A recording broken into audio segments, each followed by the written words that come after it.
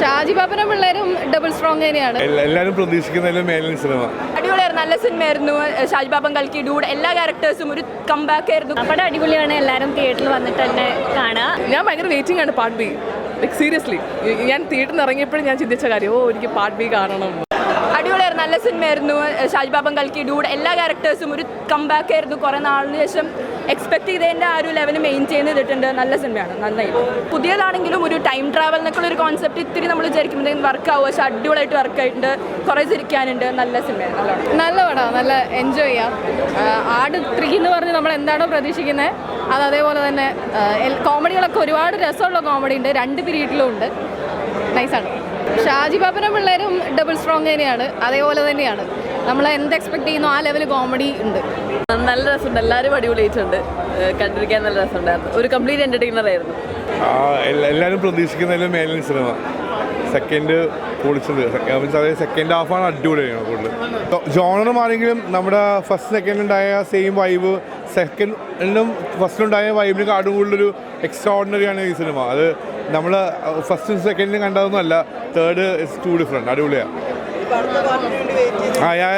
കഴിഞ്ഞിറങ്ങുമ്പോൾ നമ്മൾ അടുത്തത് എപ്പോഴെന്നാണ് പെട്ടെന്ന് ആലോചിക്കുക എല്ലാവരും. അത്രയും പെട്ടെന്ന് അടുത്ത പാർട്ട് പറ്റില്ലേ.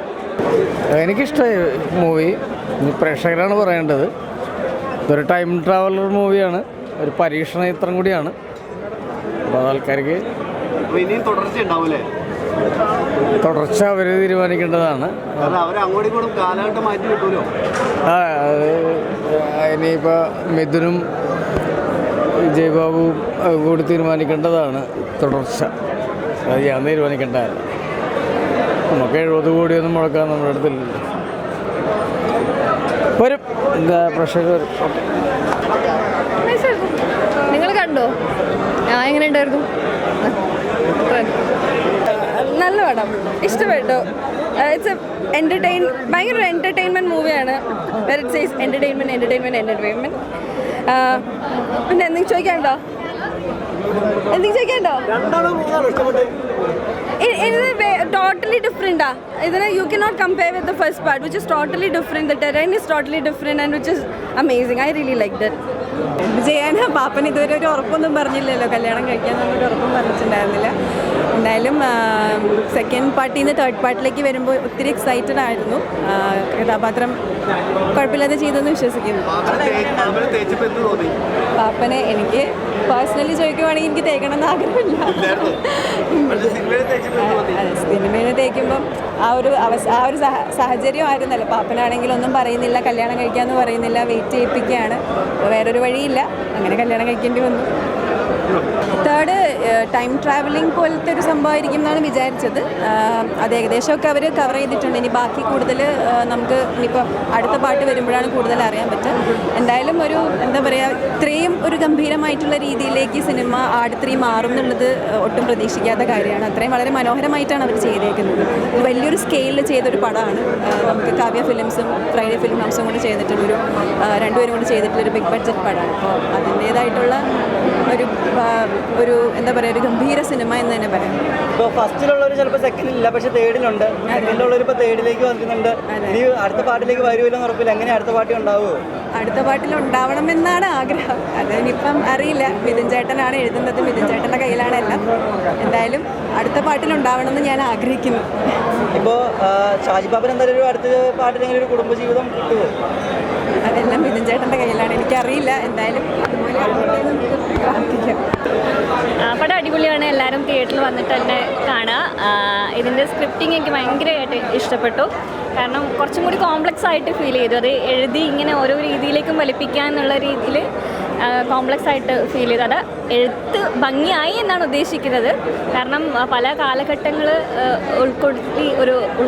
ഉൾപ്പെടുത്തിയിട്ടൊരു പടം ഇറക്കുന്ന സമയത്ത് അത് നല്ല രീതിയിൽ തന്നെ ചെയ്തിട്ടുണ്ട്. ഓരോ ക്യാരക്ടേഴ്സിനും കൃത്യമായിട്ടുള്ളൊരു ഡെഫിനേഷൻ ഉണ്ട്, റോൾസ് ഉണ്ട്.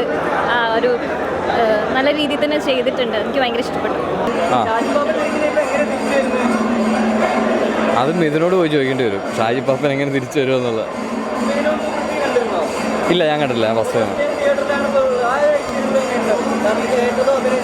നമ്മൾ അഭിനയിച്ചുകൊണ്ട് നമുക്ക് പരിപാടികൾ അറിയാവുന്നതുകൊണ്ട് എനിക്കിപ്പോൾ ജഡ്ജ്മെൻറ്റ് കിട്ടാതെ ഞാൻ കിളി പറഞ്ഞിട്ടിരിക്കുകയാണ്.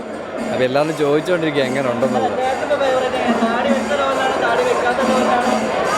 ലോലനല്ലേ, ലോലൻ നമ്മുടെ ഫേവറേറ്റ്, താടി വെച്ചാലും വെച്ചില്ലേലും. ബി പാർട്ടിന് വേണ്ടിയിട്ട് ഭയങ്കര വെയിറ്റിംഗ് ആണ്, പാർട്ട് ബിക്ക് വേണ്ടിയിട്ട്. ആക്ച്വലി ഞാനിതിൻ്റെ ഫസ്റ്റ് പാർട്ട് തൊട്ട് ഞാനിതിൻ്റെ ഫാനാണ്, ആടിൻ്റെ ഫാനാണ്, ഷാജി പാപ്പൻ ഫാനാണ് ഞാൻ. ബിക്കോസ് നമ്മൾ ഒത്തിരി വർഷം മുൻപാണ്, നമ്മളൊക്കെ തീരെ ചെറുതായ സമയത്താണ്, ഒത്തിരി ചെറുതല്ല എന്നാലും അന്നും നമ്മളുടെയൊക്കെ ഒരു ബാച്ചിന് ഇഷ്ടമായിരുന്നു ആ സിനിമ. എന്തുകൊണ്ട് ഇപ്പം നമ്മൾ ചിന്തിക്കുമ്പം ഫൈനാൻഷ്യലി ഫ്ലോപ്പായി ചിന്തിക്കുമ്പോൾ എനിക്കിപ്പോഴും മനസ്സിലാവുന്നില്ല. പക്ഷേ അത് ഗംഭീര സിനിമയായിരുന്നു അന്ന്. ഓരോ പാട്ട് വരുമ്പോഴും എന്താ പറയുക, നമ്മളെ ഏറ്റവും കൂടുതൽ എക്സൈറ്റ് ആക്കിയിട്ടേ ഉള്ളൂ. ഇപ്പോഴും അത് നമ്മുടെ പ്രതീക്ഷ തെറ്റിച്ചിട്ടില്ല. എനിക്ക് ഒരുപാട് മൂവി ഇഷ്ടമായി. ഞാൻ ഭയങ്കര വെയിറ്റിംഗ് ആണ് പാർട്ട് ബി. ലൈക്ക് സീരിയസ്ലി ഞാൻ തിയേറ്ററിൽ നിന്ന് ഇറങ്ങിയപ്പോഴും ഞാൻ ചിന്തിച്ച കാര്യം, എനിക്ക് പാർട്ട് ബി കാണണമെന്ന്. തൃപ്തിയായി. അല്ലല്ല, ഗംഭീരം. ആ ഒരു സംഭവം നമ്മൾ വെയിറ്റിംഗ് ആണ്. അവിടെ എത്തിയ ഷാജി പാപ്പൻ എന്നൊരു സംഭവം ഉണ്ടല്ലോ, അത് നമ്മൾ കട്ട വെയിറ്റിംഗ് ആണ്. അടിപൊളിയായിരുന്നു, അടിപൊളി എക്സ്പീരിയൻസ് ആയിരുന്നു. അതൊരു 8 കൊല്ലമായിട്ട് വെയിറ്റിംഗ് ആണല്ലേ.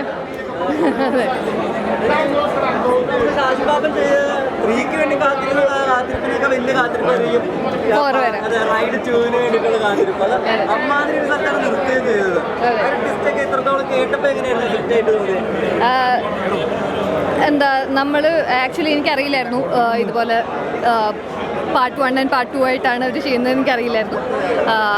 സന്തോഷം, ഈ ഇതിൻ്റെ ട്രെയിലർ വന്നപ്പോഴാണ് ഇങ്ങനൊരു സംഭവം ഉണ്ടെന്ന് തന്നെ ഞാൻ അറിയുന്നത്. അപ്പോൾ it was really excited. Thank you.